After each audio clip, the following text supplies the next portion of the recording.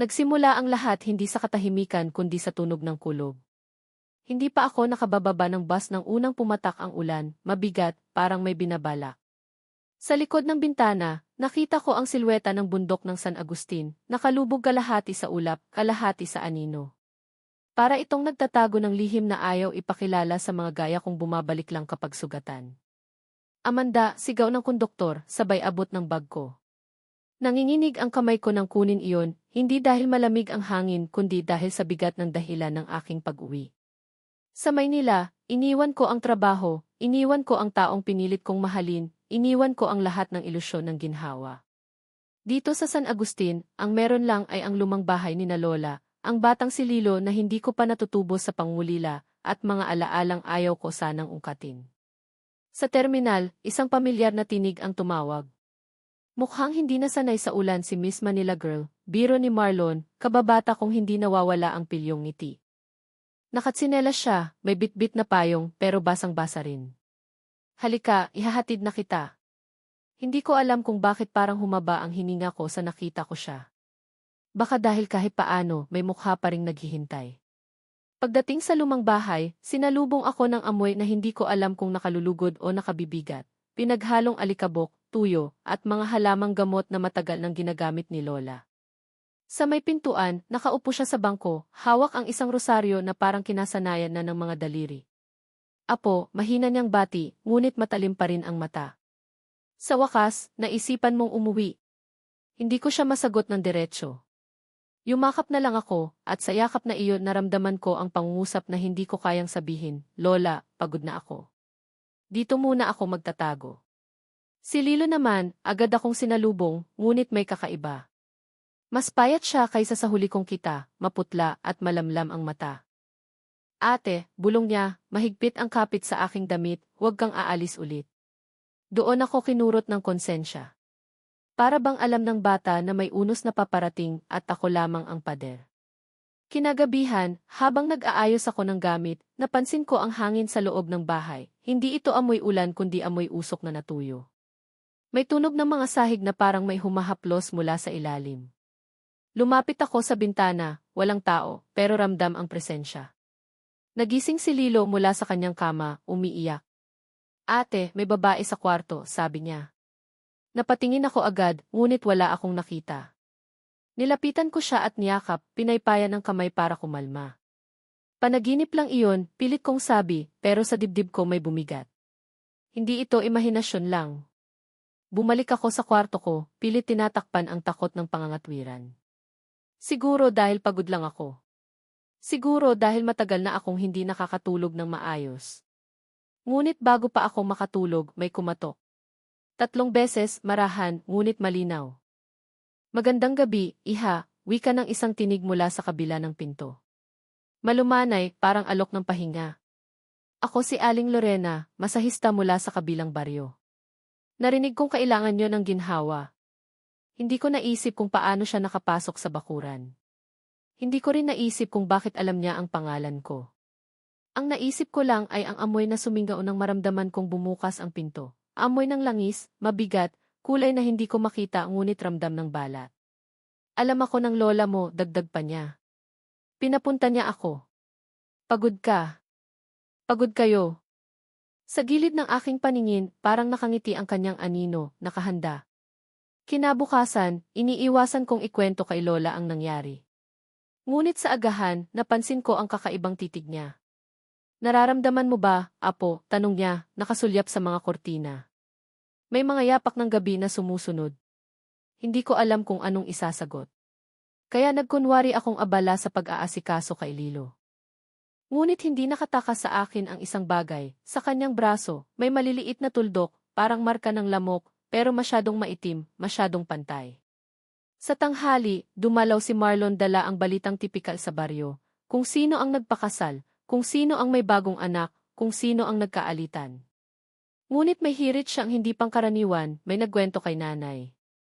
May matandang masahista raw na biglang naglaho taon na ang nakalipas. Hindi nakita ang bangkay, pero naririnig pa rin daw siya sa mga bahay tuwing gabi. Ang pangalan, saglit siyang tumigil, Lorena. Napatingin ako kay Lola. Sa isang iglap, nakita ko ang bakas ng takot sa kanyang mukha, takot na hindi niya itinago kahit noong bata pa ako. Kinagabihan, muling dumating ang presensya. Hindi na siya kumatok. Ang kurtina lang ang gumalaw, ang sahig lang ang umingit, at ang boses lang ang nagpaalala na hindi ako nananaginip. Iha, handa ka na ba? Bulong ng babae. Mas magaan ang pakiramdam kapag tinanggap mo.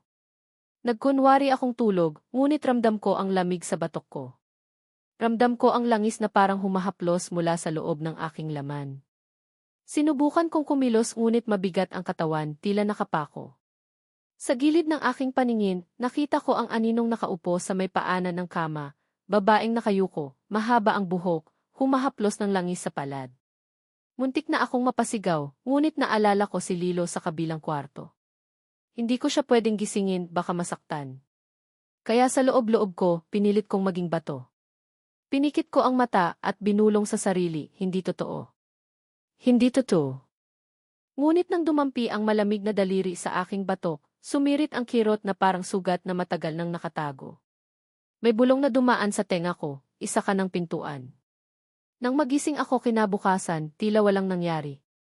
Ngunit sa salamin, nakita ko ang tatlong may itim na tuldok sa aking batok, nakaayos na parang tanda.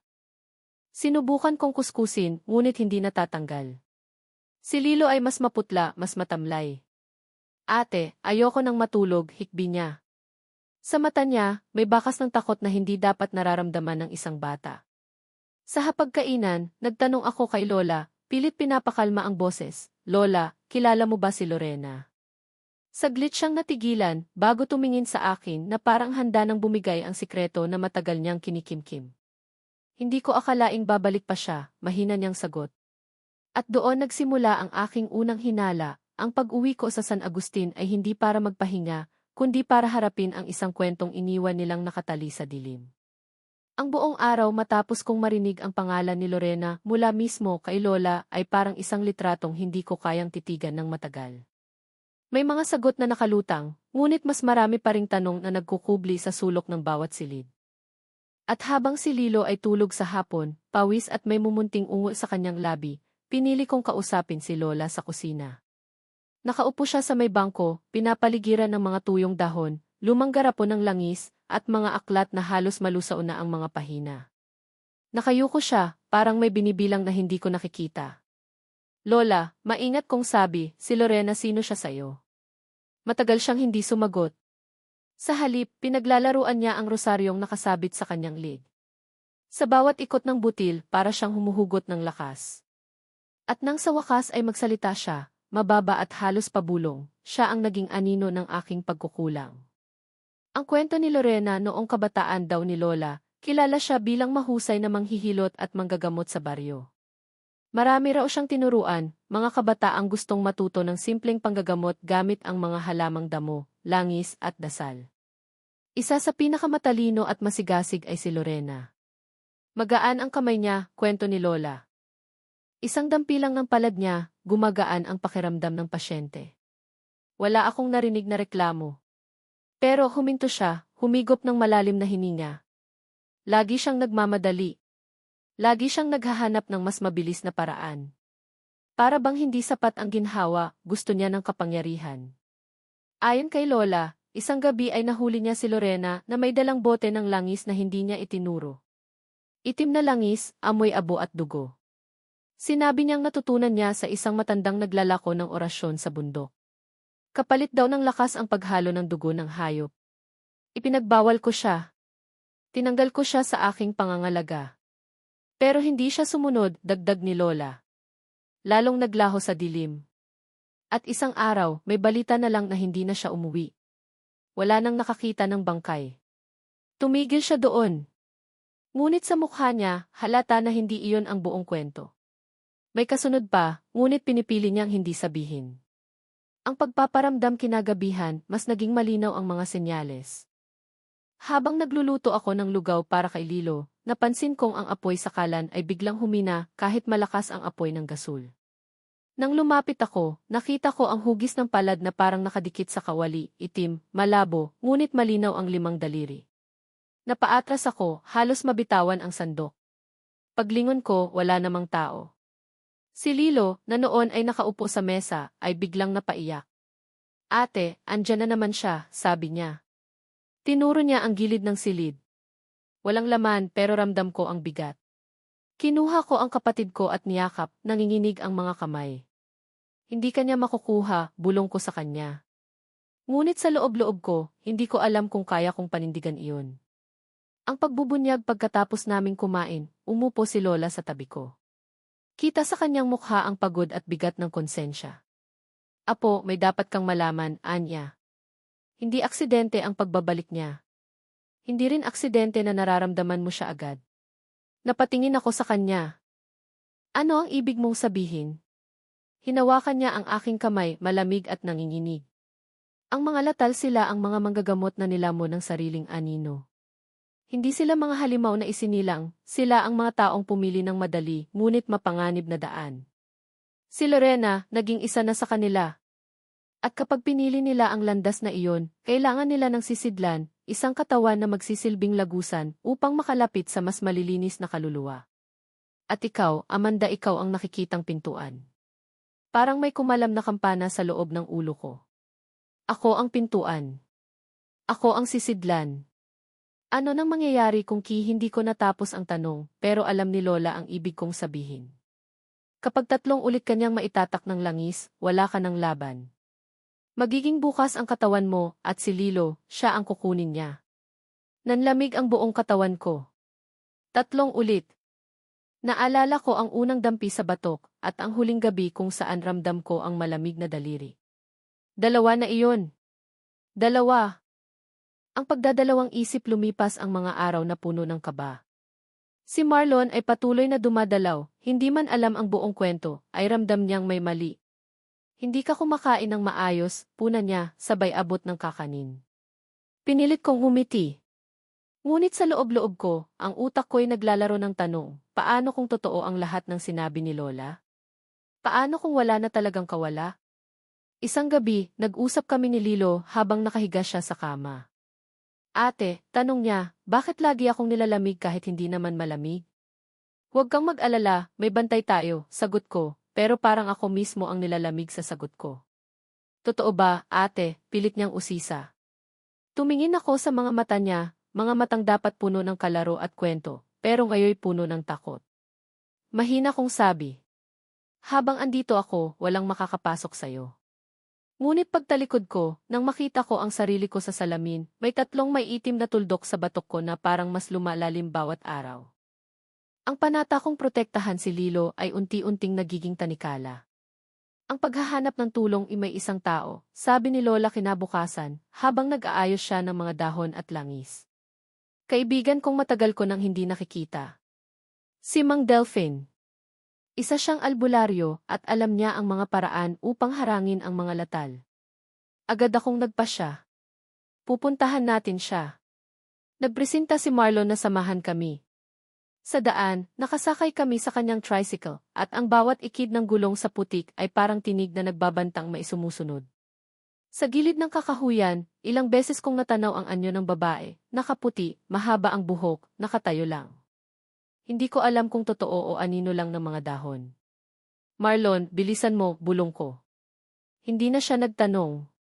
Nadatnan namin si Mang Delphine sa isang bahay na lumang-luma, nakatayo sa ilalim ng isang punong akasya.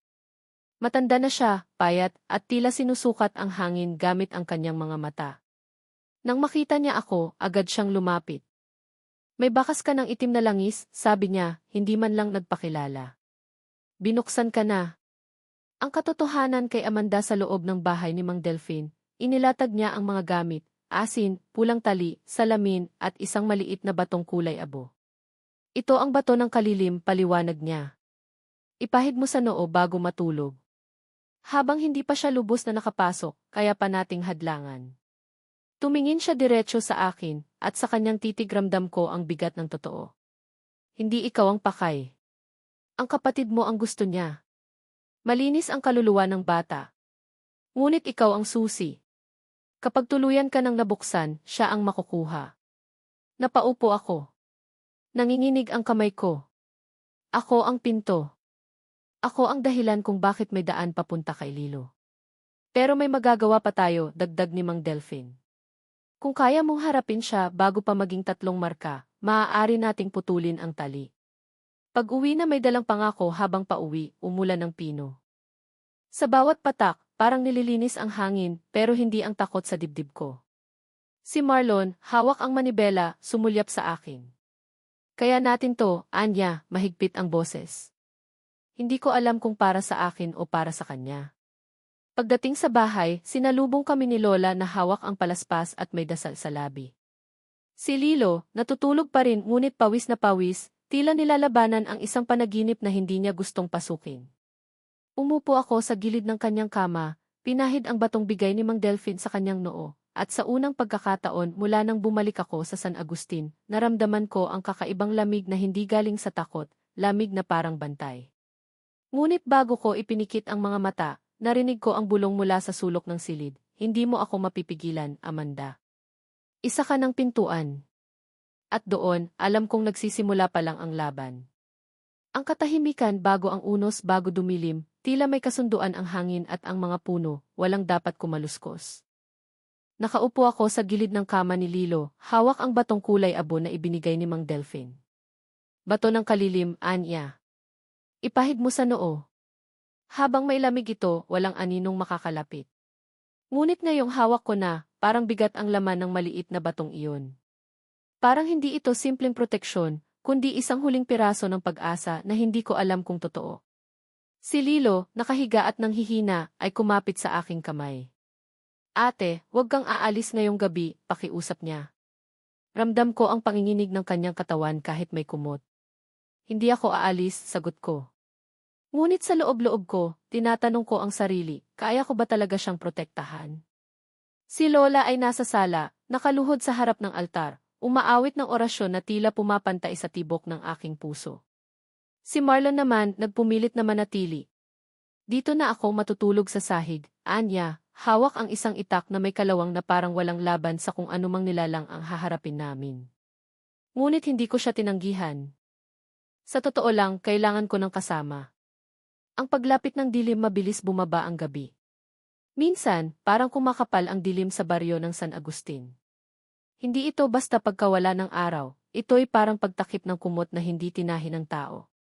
Sa unang oras ng gabi, walang kakaiba. Si Marlon ay nagkunwaring tulog, pero naririnig ko ang mabilis na tibok ng kanyang puso. Si Lola ay hindi pa rin tumitigil sa pagdarasal. Ako naman, hawak ang batong kalilim, pinapahid ito sa noo ko at sa noo ni Lilo. Tumagos agad ang malamig na sensasyon, parang may ilaw na tumindig sa loob ng utak ko. Akala ko panatag na ako. Ngunit nang sumapit ang hating gabi, biglang bumigat ang hangin. Ang ilaw ng lampara ay nagsimulang manginig. At mula sa labas, may tunog ng mga kuko na dumadamba sa bubong. Hindi mabilis, kundi mabagal, paulit-ulit, parang may binibilang. Dumating na siya, bulong ni Lola mula sa sala, hindi tumigil sa orasyon. Ang pag-atake ni Lorena, unang narinig ko ang boses bago ang anino. Iha, mahinahon, malambing, ngunit may hiwa ng lamig. Handa ka na ba? Pagod ka na, Amanda. Alam kong gusto mong matapos na ang lahat. Pinikit ko ang mga mata, pero hindi para matulog kundi para hindi agad matangay ng tinig. Ramdam ko ang malamig na hangin na dumampi sa batok ko, sumasabay sa kirot ng mga naunang marka. 2 ulit na, bulong niya. Isa na lang tapos na ang laban. Sa gilid ng aking paningin, nakita ko siyang dahan-dahang bumubuo mula sa anino sa pinto, hindi bigla, kundi parang usok na nagiging laman. Mahaba ang buhok, nakaputi at nakangiti. Ngunit sa kanyang mga mata, hindi tao ang nandoon. Isa iyong malalim na butas, itim na walang katapusan. Gusto kong sumigaw pero nanlamig ang lalamunan ko. Kaya ipinatong ko ang bato sa noo ko. Biglang umalpas ang lamig, isang harang na hindi niya matagos. Narinig ko ang hiss na parang apoy na binuhusan ng tubig. Bago ka palang natututo, sabi niya, nakakunot ang noo. Pero hindi ka magtatagal. Ang salamin mula sa gilid ng kama, kinuha ko ang maliit na salamin na iniabot ni Mang Delphin. Tignan mo ang mata niya sa salamin, bilin niya, huwag sa katawan. Kaya nang humakbang siya papalapit, inangat ko ang salamin. Sa mismong refleksyon, hindi siya babae. Kalahati ay bungo, kalahati ay nanlilimahid na mukha ng isang nilalang na parang pinagsamang tao at hayop. Umurong ako, nanginginig. Hindi mo dapat nakita yan, sabi niya, tinig na puno ng galit. Kapag tinitigan mo ako sa mata, dadalhin kita sa loob ng aking anino. Itinaas ko ang salamin sa pagitan naming dalawa. Bigla siyang umatras, ngunit hindi naglaho. Sa halip, lalo siyang nagngalit. Hindi ka makakatakas, Amanda. Hindi ikaw ang pakay. Ang kapatid mo ang sa akin. At kapag napagod ka, siya ang magbabayad. Ang pagkilos ni Lilo, akala ko'y tulog si Lilo, ngunit bigla siyang umupo, gising na gising, at nakatingin sa isang sulok ng silid. Ate, wag mo siyang papasukin, umiiyak niyang sabi. Nakikita ko siya, gusto niya akong dalhin. Agad ko siyang niyakap, halos mabali ang puso ko sa higpit ng kapit niya. Hindi kanya makukuha, bulong ko. Kahit anong mangyari, hindi kanya makukuha. Ngunit sa likod ng aking isip, naroon ang boses ni Lorena, malamig at tiyak, kung 3 marka, wala ka ng laban.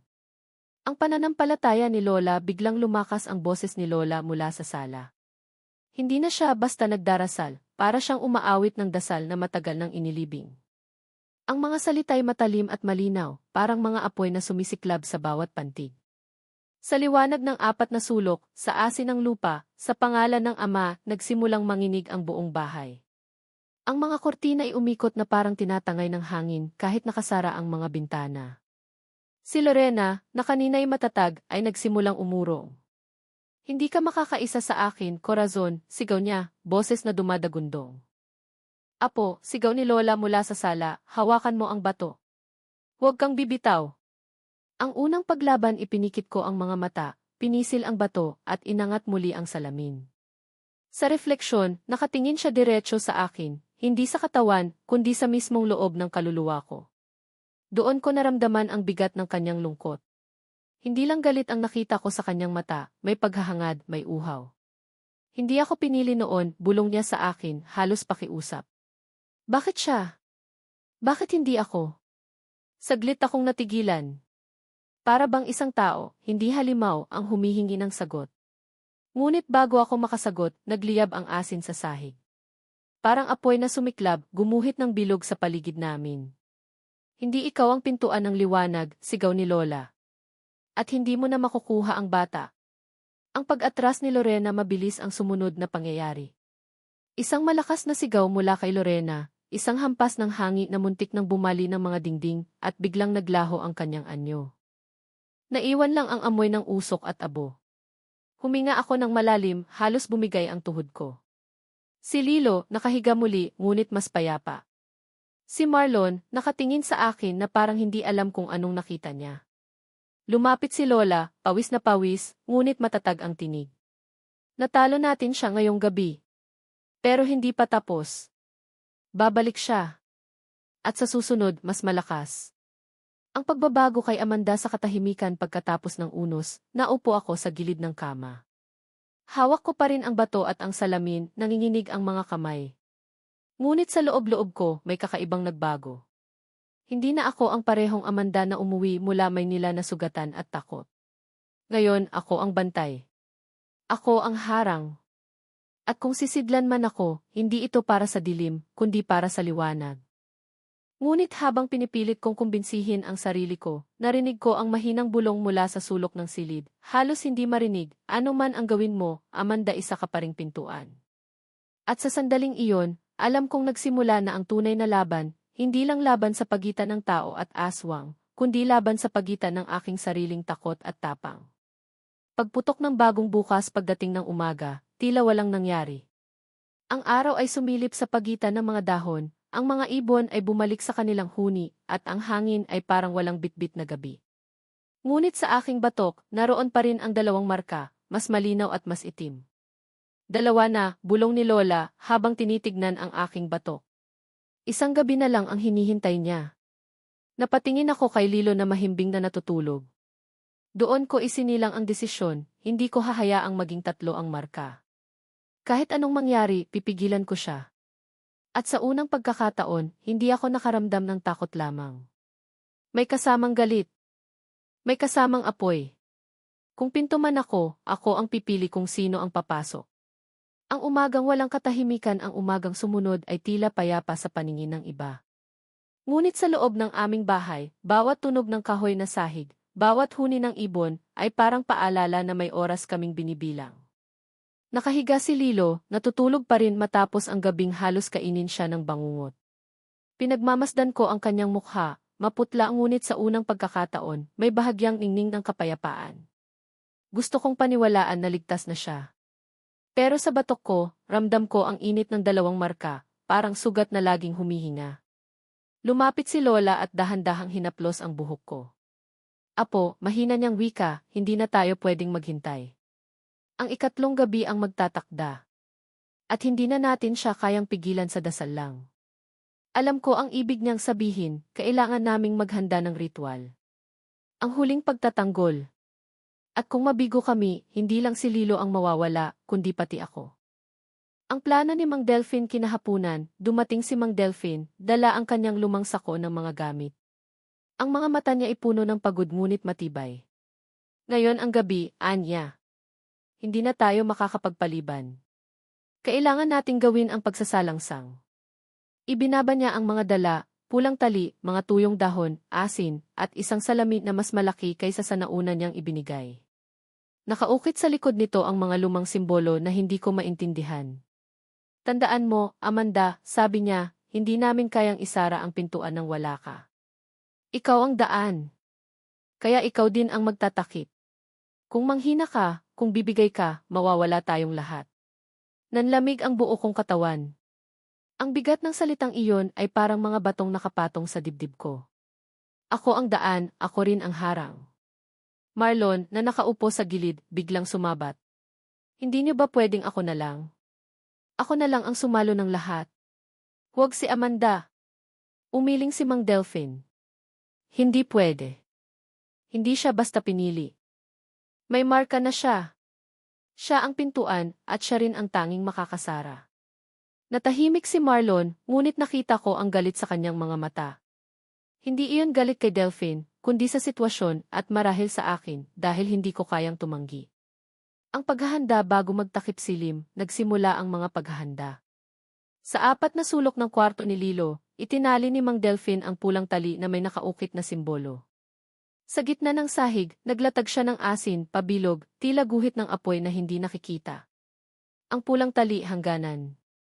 Ang asin, hadlang. Ang salamin, salamin ng kaluluwa. Isa-isa niyang ipinaliwanag. Ngunit higit sa lahat, Amanda, ang paninindigan mo ang siyang magiging sandata. Hindi ito dasal na mekanikal. Hindi ito ritual na basta susundin. Kailangan mong maniwala na kaya mong harapin siya. Napatitig ako sa kanya. Paano kung hindi ko kayanin? Saglit siyang natahimik bago sumagot. Kung hindi mo kayanin, wala na tayong lahat. Parang tinusok ng karayom ang puso ko. Ngunit alam kong wala na akong atrasan. Ang pagbitaw ng liwanag habang papalapit ang gabi, unti-unting nagbago ang hangin sa loob ng bahay. Ang mga alitaptap na madalas nakikita tuwing dapit hapon ay nawala. Ang katahimikan ay hindi nakagiginhawa, kundi nakabibingi. Lola, nakaluhod sa altar, ay patuloy na nagdarasal. Ngunit ngayon, ibang uri ng dasal, mabagal, matindi at puno ng paghihigpit. Parang bawat salita ay nagiging pader. Si Marlon, nakaupo sa gilid ng pintuan, hawak ang kanyang itak, handang isakripisyo ang sarili kahit alam niyang wala itong laban. Nang mahuli ko ang tingin niya, tumango siya. Walang salita, ngunit malinaw, hindi kita iiwan. At ako, nakaupo sa gitna ng bilog na asin, hawak ang salamin at ang batong kalilim, hinihintay ang unos na darating. Ang paglapit ng ikatlong marka nang sumapit ang hating gabi, dumating siya. Hindi sa anyo ng bulong, kundi sa anyo ng hangin na dumurog sa mga bintana kahit nakasarado. Ang apoy ng lampara ay biglang nawala at ang natira lang ay ang liwanag ng buwan na dumaan sa siwang ng bubong. Mula sa dilim, unti-unting bumuo ang kanyang katawan. Si Lorena. Ngunit hindi na siya ang babaeng una kong nakita. Ang kanyang likod ay baluktot, ang mga kuko'y mahahaba, at ang kalahati ng kanyang mukha ay parang natutunaw na wax. Ang mga mata niya ay kumikislap ng itim na parang kailaliman ng balon. Amanda, tinawag niya, boses na nagbabalat kayo bilang malambing ngunit puno ng galit. Isa na lang. Isa na lang at tapos na ang lahat. Narinig ko ang sigaw ni Lola mula sa altar. Huwag kang makikinig. Hawakan mo ang bato. Pinisil ko ang batong kalilim. Biglang dumampi ang malamig na enerhiya sa noo ko, parang liwanag na humarang. Ngunit si Lorena hindi umatras. Sa halip, umiti siya. Sa bawat pagtutol mo, lalo kang nagiging bukas. Ang pananabik ni Lorena humakbang siya papalapit, halos tumama ang kanyang paa sa bilog ng asin. Umusok ang lupa, ngunit hindi niya kayang tawirin. Tumingin siya diretso sa akin, at sa unang pagkakataon, hindi lang galit ang nakita ko, kundi sakit. Hindi mo alam, Amanda, kung gaano kahirap ang hindi mapili, bulong niya. Sinubukan kong maging mabuti. Sinubukan kong sumunod. Pero palaging may mas karapat-dapat. At ngayong ako ang may kapangyarihan, bakit hindi ko kukunin ang dapat sa akin? Parang may kumalabit sa aking konsensya. Isang saglit, hindi halimaw ang kaharap ko, kundi isang babaeng iniwan ng lahat. Ngunit naalala ko ang mukha ni Lilo, ang kapatid kong nanginginig sa bangungot. At doon bumalik ang galit ko. Hindi mo siya makukuha, sagot ko, nanginginig ang boses ngunit matatag. Kahit ano pang sabihin mo, hindi mo siya makukuha. Ang bigat ng pasya, kung ganoon ingumisi si Lorena, at biglang umusok ang paligid. Ang amoy ng itim na langis ay umalingasaw, halos malunod ako sa bigat. Ikaw ang kukunin ko. Ramdam ko ang malamig na daliri sa batok ko, kahit hindi pa siya tumatawid sa bilog. At doon ko naramdaman, ang pangatlong marka ay halos nasa akin na. Amanda, sigaw ni Mang Delphine. Huwag kang bibigay. Salamin! Itaas mo ang salamin. Halos mabitawan ko dahil nanginginig ang kamay ko. Ngunit inangat ko ito, at sa refleksyon nakita ko ang kanyang tunay na anyo, hindi babae, hindi tao, kundi anino na may mga mukha ng iba pang nilamon niya. Muntik na akong bumigay, ngunit narinig ko ang boses ni Lilo. Kahit tulog, mahina niyang binulong, ate huwag kang bibitaw. At doon, nakahanap ako ng lakas.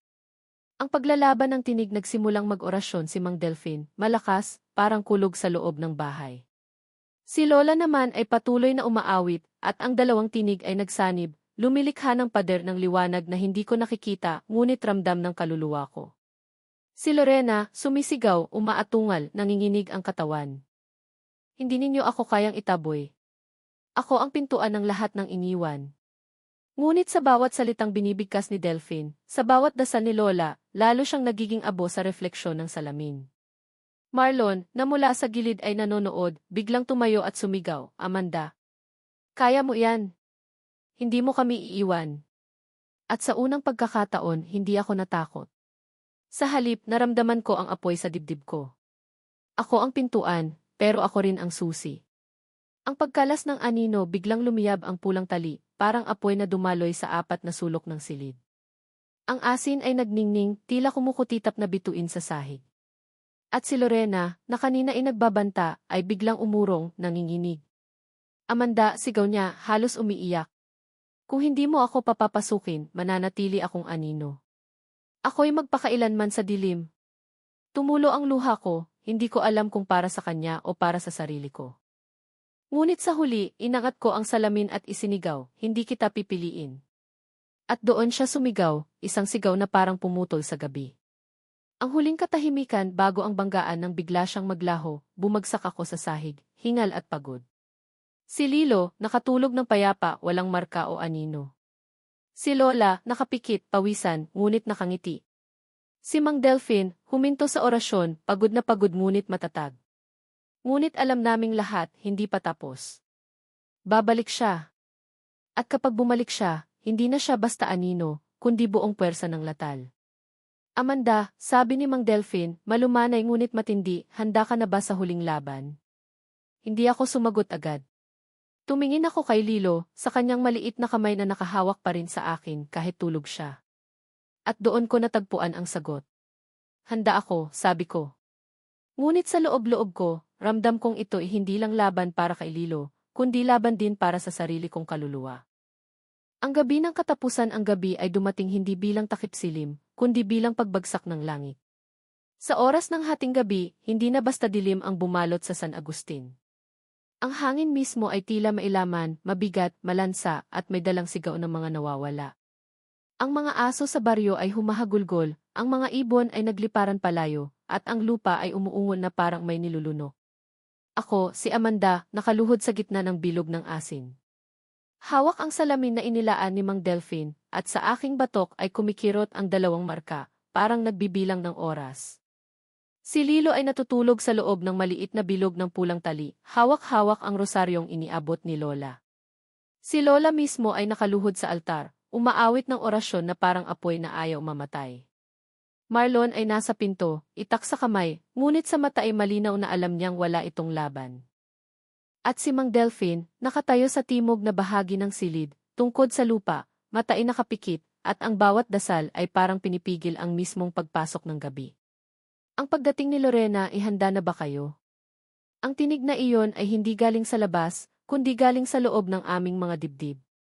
Biglang nagdilim ang lampara, nag-umpisa ang mga pako sa dingding na matanggal isa-isa, at ang pulang tali ay biglang nagliyab, hindi nasunog, ngunit parang pinapanday ng init. Sa gitna ng usok, nagpakita si Lorena. Hindi na siya ang masahistang may maamong mukha. Siya ngayon ay katawan ng abo at langis, buhok na parang usok, at mga mata na parang dalawang sugat. Ang balat niya ay may mga bitak na kumikislap na parang naglalaway na itim na ilog. Amanda, bulong niya, oras na. Hindi mo na mapipigilan ang ikatlong marka. Ang pagtatagpo ng dalawang mundo, humakbang siya papasok sa bilog ng asin. Akala ko'y tutugon ang proteksyon, ngunit hindi, natunaw ang asin, parang nalusaw sa init ng kanyang anyo. Ang pulang tali nanginig, ngunit hindi nasira. Hindi ko gustong saktan ka, sabi niya, sabay tingin kay Lilo na natutulog. Ang gusto ko lang ay siya. Bata pa, malinis, hindi sugatan ng mundo. Hindi ba tiyon ang pinakamainam na sisidlan? Ako ang pipigil, sagot ko, nanginginig ang boses. Kung gusto mong makapasok, dumaan ka muna sa akin. Ngumiti siya, ngunit hindi iyon ngiti ng halimaw. Ngiti iyon ng isang taong matagal ng pagod. Bakit ka nakikipaglaban, Amanda? Hindi mo ba nararamdaman? Pareho tayo. Ako noon ang pintuan. Ako rin ang biktima ng mga panalangin at pangakong hindi tinupad. Hindi ako ikaw. Hindi pa, sagot niya. Ang pagtataksil ng katawan biglang sumakit ang aking bato. Mula sa loob ng aking balat, parang may lumalabas na usok. Ang pangatlong marka ay unti-unti nang sumusulpot. Hindi siya ang naglalagay, kusa itong lumilitaw, para bang ang katawan ko mismo ang umaayon. Napasigaw ako, halos mabitawan ang salamin. Lola! Agad tumayo si Lola, hawak ang palaspas. Labnan mo, apo. Huwag mong papasukin. Ngunit naramdaman ko ang lamig na pumapasok sa dibdib ko.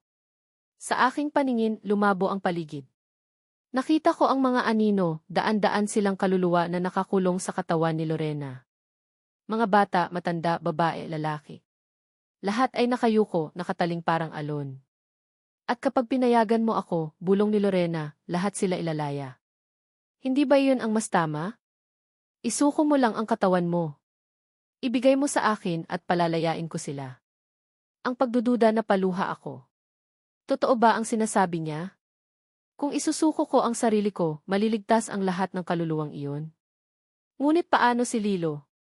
Paano siya, tanong ko, halos pabulong. Paano ang kapatid ko? Ngumiti siya. Hindi ko siya papatayin. Gagamitin ko lang siya.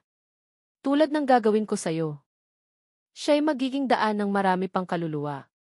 Hindi ba tiyon ang pinakamarangal na kapalaran? Hindi, sigaw ko, ngunit ang boses ko'y mahina.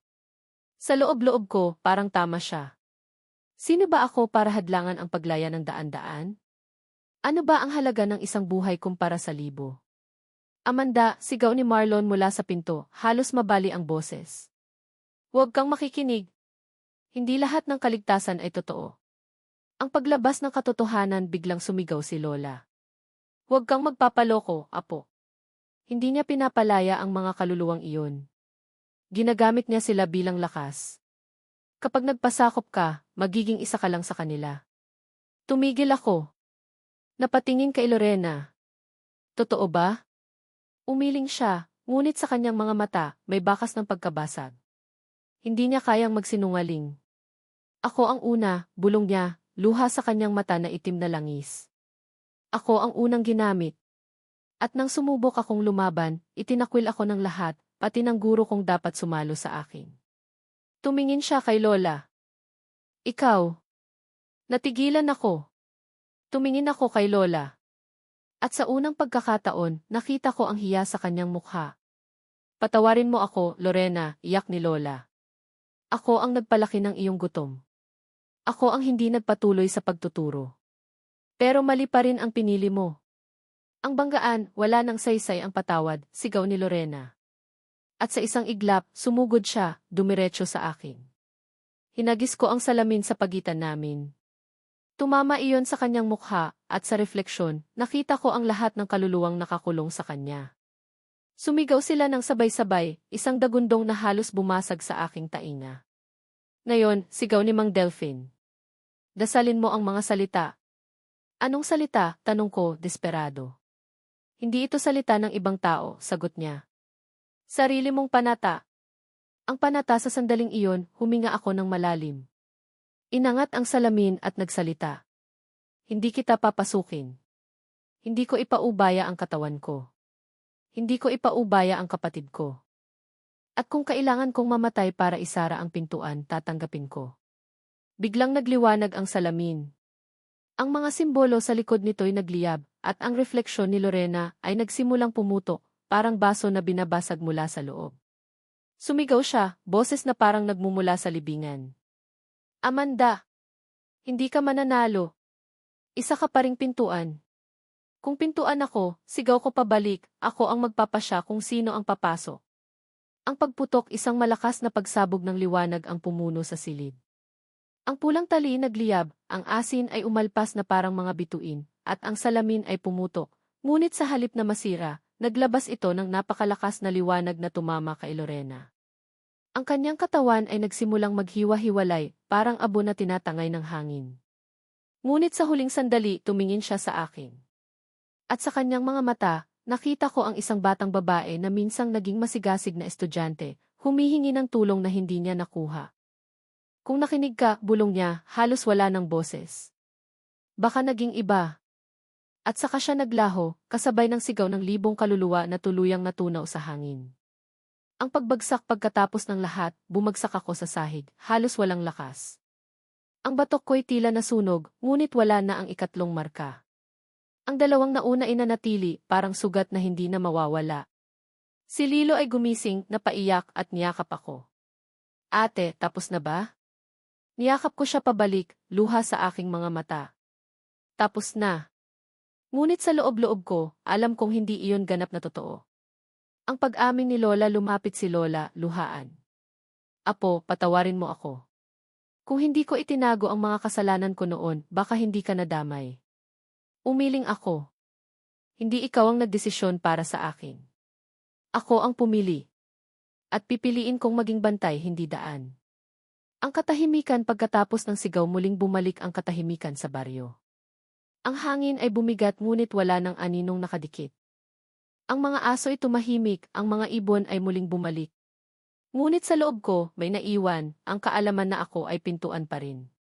Na ang dilim ay maaaring bumalik at ako ang laging unang maapektuhan. Ngunit sa tabi ko, naroon si Lilo. Si Marlon. Si Lola.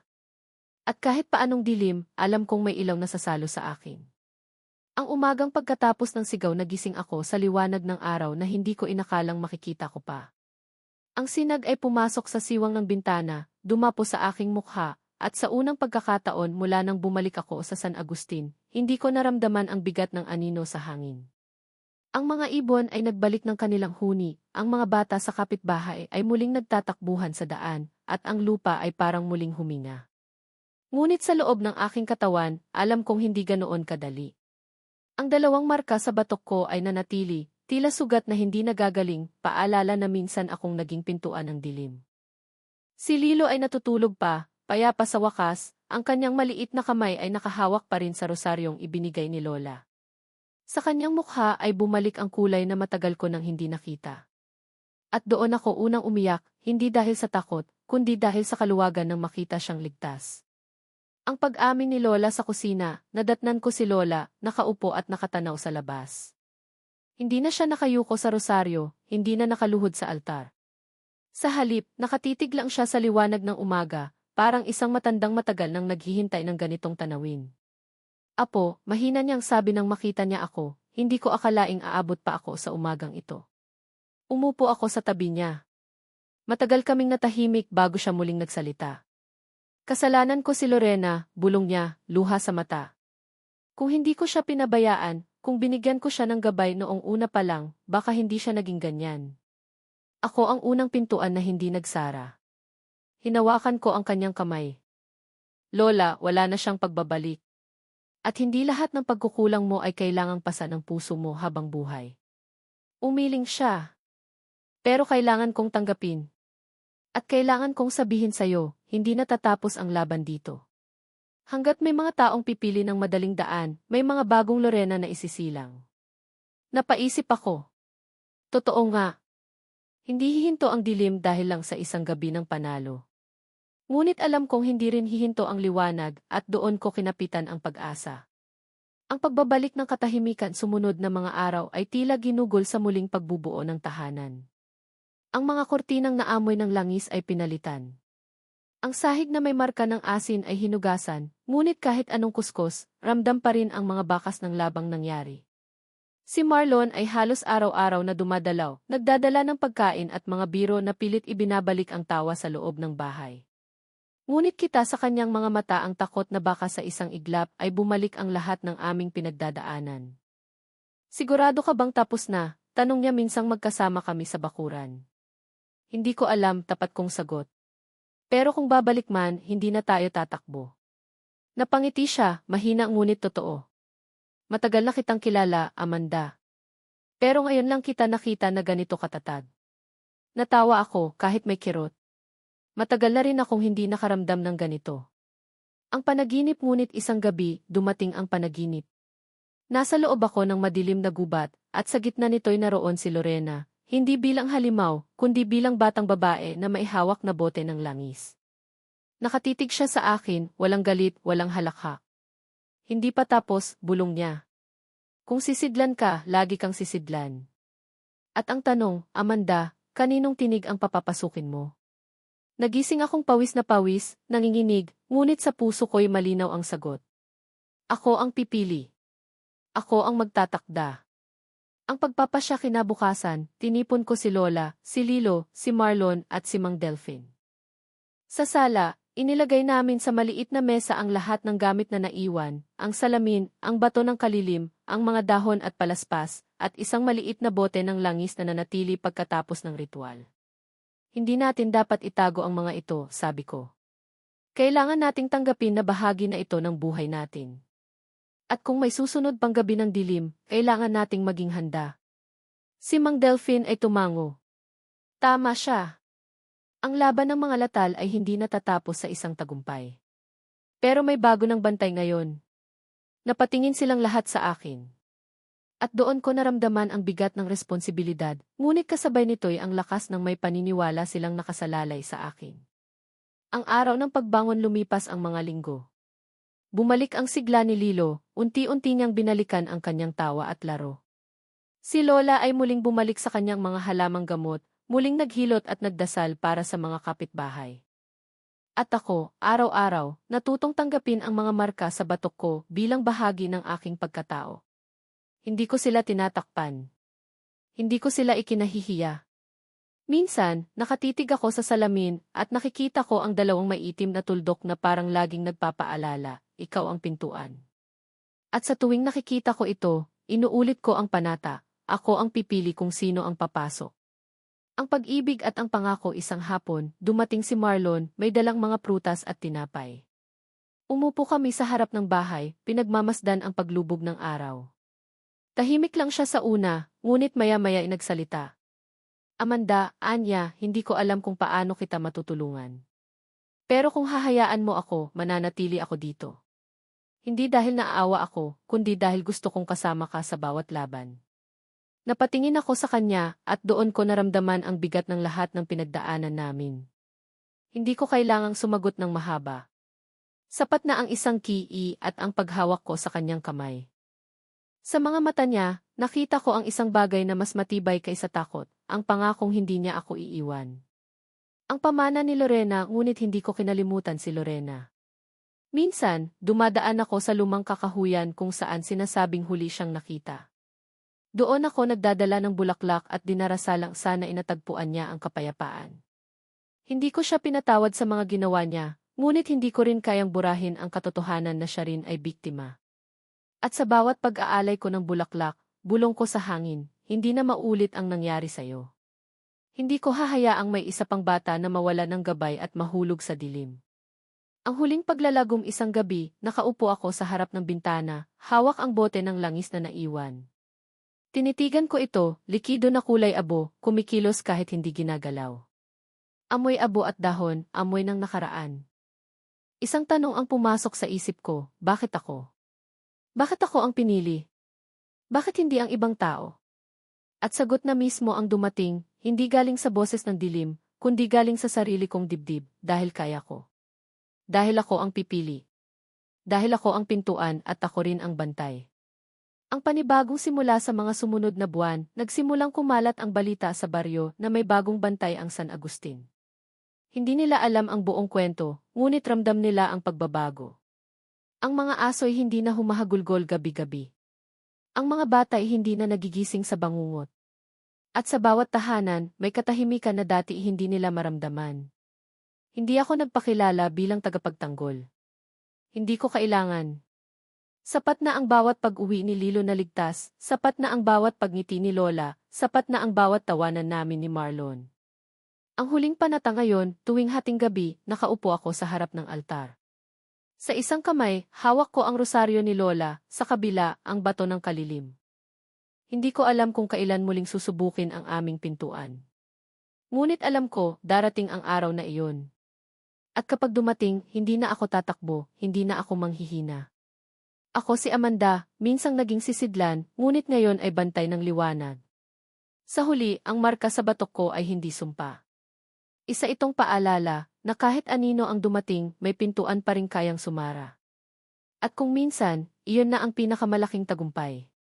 Ang huling linya sa katahimikan ng gabi, naririnig ko pa rin paminsan-minsan ang bulong ni Lorena, parang alaala ng laban, isa ka pa ring pintuan. Ngunit ngayon, kaya ko nang sumagot, hindi na nanginginig, hindi na natatakot, pintuan nga ako, pero hindi para sa iyo. At sa sagot na iyon, bumabalik ang katahimikan. At ang dilim, kahit laging nandyan, ay wala ng kapangyarihan.